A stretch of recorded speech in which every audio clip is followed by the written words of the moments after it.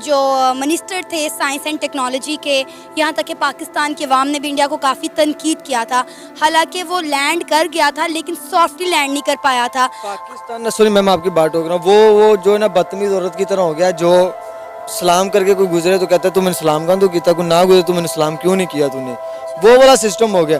अगर उन्होंने लैंड कर दिया तो इन्होंने मालूम है क्या कहना है, लो जी अब इंडिया चांद पर जाएगा, नीचे गुर्बत उनकी देखे कितनी है, अब ये चांद पर पैसा खर्च कर रहे हैं, यहाँ पे ये नहीं कर रहे।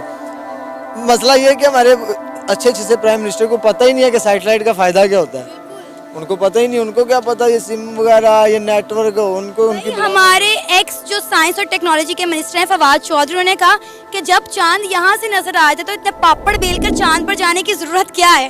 तो आप फिर देख लें, मीन ये क्या कोई लॉजिकल बात, ये वही बंदा बात कर सकता है जो जालियत के एक एंड लेवल पर पहुंचो। उन्होंने जापान के साथ मिलकर चंद्रयान 4 की तैयारी भी शुरू कर दी है और हमने भी तैयारी शुरू कर दी है गद्दारी की। हमने तैयारी शुरू करनी थी झंडे की, हम झंडा ऊपर रखेंगे, हम अगली बार चाइना से झंडा ऊपर होगा, फिर इंडिया से झंडा ऊपर, फिर अफगानिस्तान से झंडा, अभी बांग्लादेश की करेंसी ऊपर है ना, हमारा झंडा ऊपर होगा। ये प्रोग्राम उस खबर पर जिससे हमें ये पता चला है कि चंद्रयान 3 एंटर्स लूनर ऑर्बिट। ये तो खबर अपनी जगह पर है और बहुत अच्छी खबर है, क्योंकि जिस वक्त मैंने प्रोग्राम किया था चंद्रयान 3 पर, जबकि वो मिशन लॉन्च किया गया था इसरो की तरफ से, तो बहुत से ऐसे कमेंट्स आए थे इसमें कहा गया था कि अभी तो लॉन्च हुआ है, आप अभी से तारीफ कर रही हैं, अभी तो देखिए ये कामयाब होता है नहीं होता, जब कामयाब होगा, जब ऑर्बिट में एंटर होगा, फिर जब रोवर लैंड करेगा, उसके बाद हमें पता चलेगा कि ये कामयाब हुआ या नहीं हुआ।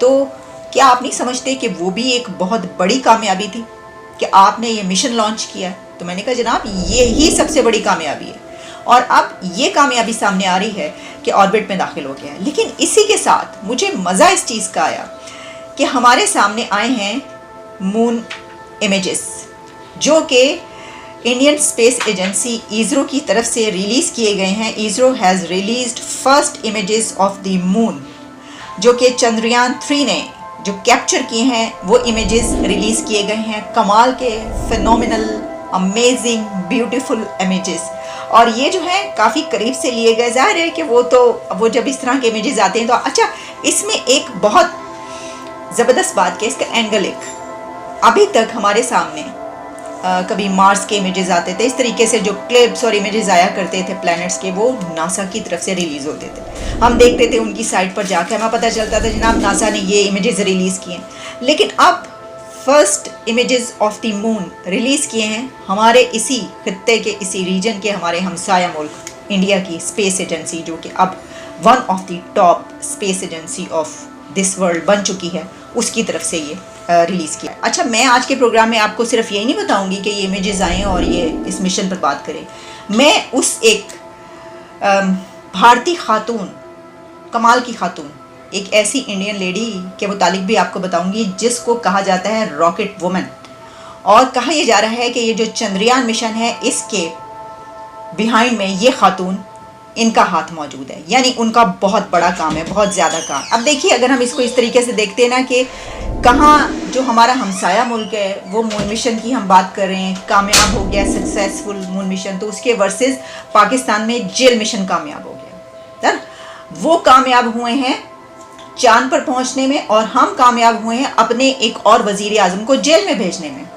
ये कोई कम बात नहीं है, ये बहुत बड़ा मुकाबला है। आते हैं उस खातून की तरफ जिसको रॉकेट वुमन कहा जाता है। वैसे तो मेरा ख्याल ये है कि अगर किसी कंट्री की ख़वातीन रॉकेट साबित नहीं होती तो वो कंट्री इतनी तेज़ी के साथ तरक्की कर ही नहीं सकता जितनी तेज़ी के साथ इंडिया तरक्की कर रहा है। उनकी ख़वातीन का इसके बीच में बहुत बड़ा हाथ है। मैं सिर्फ ये वाली रॉकेट वुमन की ही बात नहीं करूँगी, बल्कि मैं एक और रॉकेट वुमन के मुतालिक आपको बताऊँगी आज।